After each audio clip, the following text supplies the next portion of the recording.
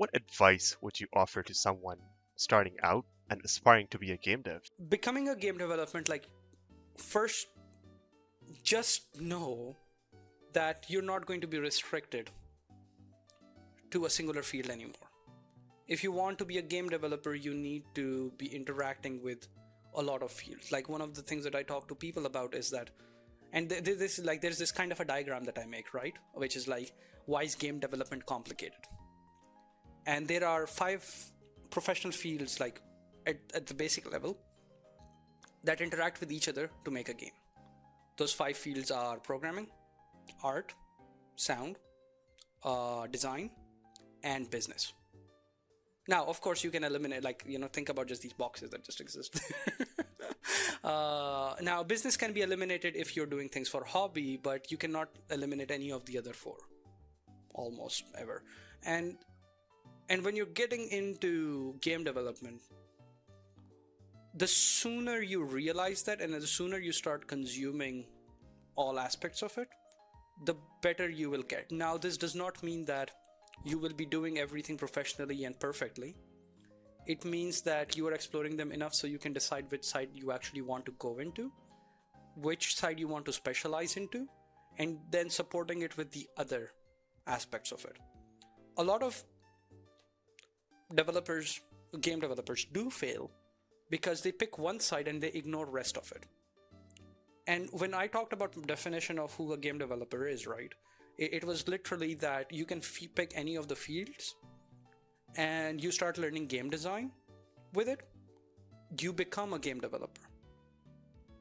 So if you're doing programming but you do not understand game design, you're not going to be making good games. If you're doing art but you're not doing game design and you don't understand what a game art is, what a game arts pipeline is, and so on, and what the player's experience is, and you're not making good games. So that's it, right? It's like, regardless of wherever, and game development is accessible to practically everyone. The only thing that is really stopping you from being great at it is where do you put the barrier or limit on what you're learning, and that stops you. So if you're getting into it, don't come with that barrier. Come with the open mind of, hey, I'm going to touch everything that I can for 5 years or something like that. And that is my second point, that comes in time. Unfortunately, you cannot make a game in a year, especially when you're starting first time. You can finish up the tutorial, but you have to give yourself time. Don't be in a rush.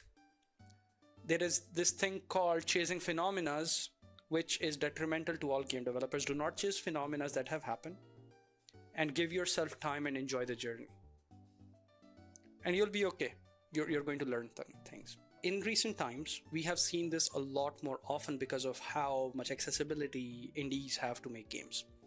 Phenomena, I call these games that are things like Repo, things like, what's it called? Schedule One, Among Us, and there's like a bunch of these games that have been seen to be like, hey, one person or 2 people have made it and they have earned a lot of money and so on. A lot of people come with the intention that they want to make these phenomena.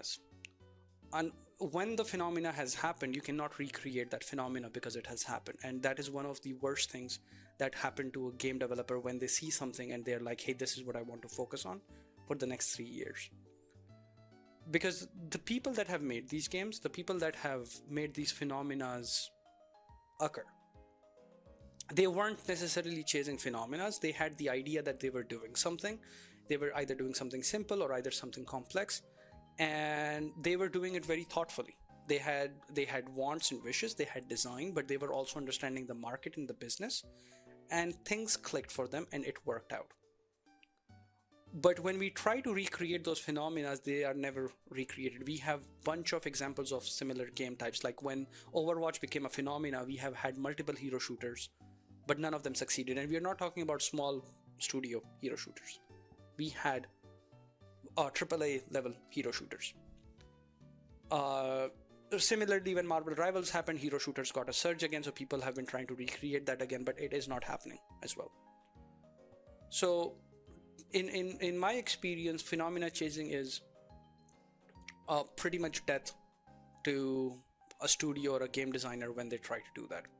So the time should not be spent in chasing the phenomenon, but rather it becomes a case study for what are the good things and the bad things, and you should be making your own game. And if you do not do so, there's a very high chance you're not going to make anything sustainable in long run. Now, this does not mean that like if you make the same thing, you're not going to get the same response or like a response which would make you profits and stuff like that. It's just that you will not receive the same element. One such example is like when we talk about Among Us. Among Us was kind of like it was a dead game, and it was found during the time of COVID, and that is what turned it into a phenomena. So you do not know what is going to turn your game into phenomena. That's something about like a being at the right time at the right place kind of a thing. And the best thing you can do for that is make games. And if you keep on making games, you're gonna get there.